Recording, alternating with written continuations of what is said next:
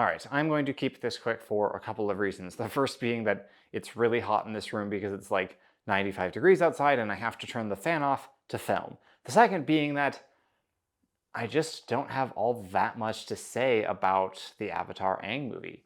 It's fine. It's serviceable. It's okay. It's a movie I would happily watch with my kids in a few years once they've seen the original show as kind of a fun little adventure that involves these characters that we know and love, but it doesn't, not really in the same way.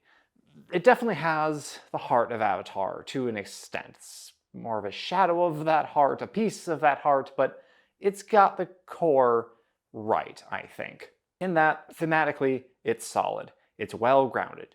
The plot, if you don't know, is Aang wanting to bring back airbenders, essentially. He finds an airbender frozen in ice because I guess that happens more than once every 10,000 years, and it's a journey of exploration, of finding out what really matters to his people, to his identity as a member of the airbenders, the air nomads. And it does that pretty well. It's a little bit rushed. This definitely could have been longer, probably should have been a miniseries or something like that. The conflict and resolution just happen pretty dang quickly and aren't as satisfying as they could be as a result. But just on a philosophical, moral value, yes, it's good. If you take the bones of what is there and you look at them as bones, they're good bones. They're just not fleshed out nearly as well as they should be. The plot is pretty threadbare, pretty basic, honestly, and fairly predictable. Nothing that happens will surprise you, really, in any way, shape, or form. There's no twists, no moments. Things happen. And they happen in a logical enough order. There's not a lot of contrivances, conveniences, or contradictions, so that's good. But, it works well enough. It is clear from the beginning, though, that the creators of this movie are counting on your attachment to the original. There are quite a few member berries that they throw in right when the movie starts off, including the guy who foams at the mouth when he sees the Avatar because he's just so excited, and he has a kid now who does the same thing. Okay, cool, I guess, but what I really remember are the way these characters sounded. They don't sound like themselves anymore. As for the writing of the characters themselves, there's some range. The airbender that they find frozen in ice is a solid character. Nothing special. I'm not going to be making videos analyzing his character. He's fine. He works well. Aang and Katara are pretty true to their original selves.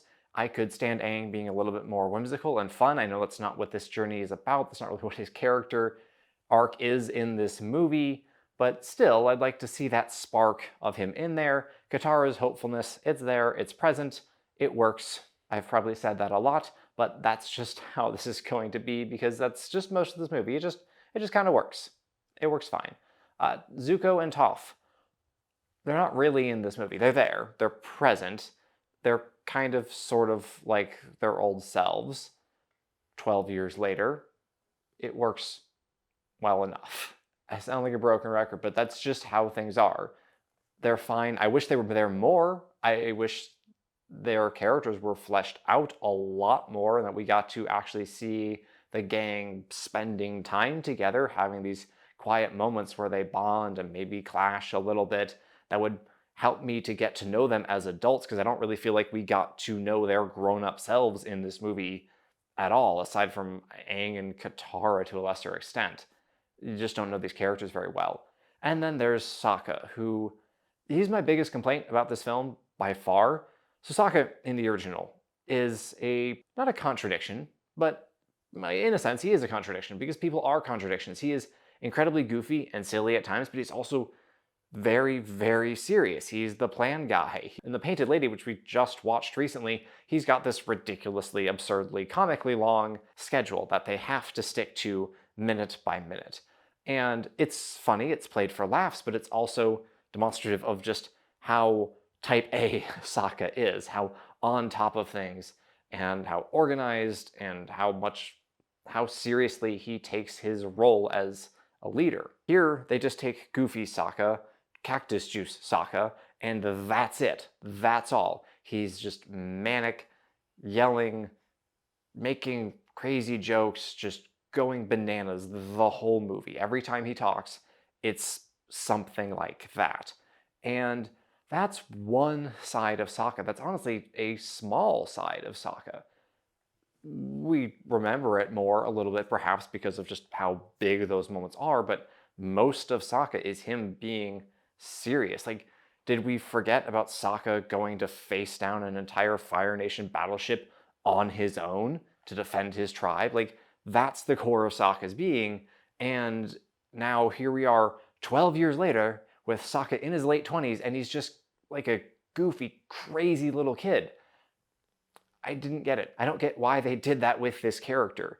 It wasn't particularly funny either. It got maybe a couple chuckles out of me, and I guess maybe the little kids will like it, but like, this is a 27-year-old.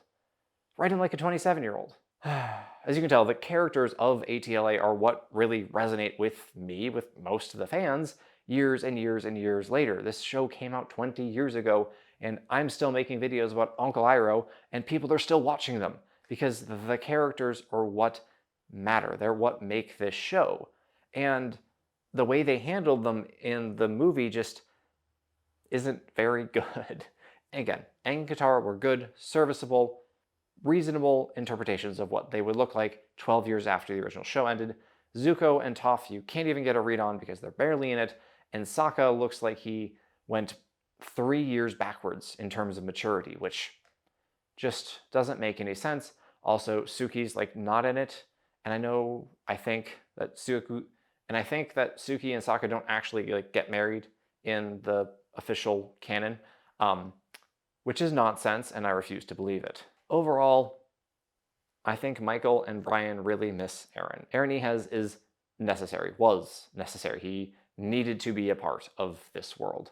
The more I think about it, the more Avatar stuff, content that comes out, the clearer it is that the original show was simply lightning in a bottle. They're never going to be able to recapture that old magic. Is it unreasonable for me to expect that they will? Not really. Look, Avatar is a timeless classic. It is. It genuinely is, and those don't come out all that often. But in terms of technical writing, it's not that bonkers. It's written pretty simply because it's written for kids. They just did an amazing job with characterization, with the character arcs, and just how fleshed out every single character was, how every line mattered, and that just doesn't really seem like it's present here. Again, it's a little bit harder to tell because it's a 90-minute movie, but there's just so much less here in 90 minutes than I think you would find in 4 or 5 episodes of ATLA, especially when, you've got a very focused story about a single theme that you're trying to tell. So in the end, I don't hate this movie. I don't think I even dislike it. It was fine. It was a movie that I will watch again with my kids, but am I going to come back to it to make videos on the character arcs and other analysis? No, absolutely not.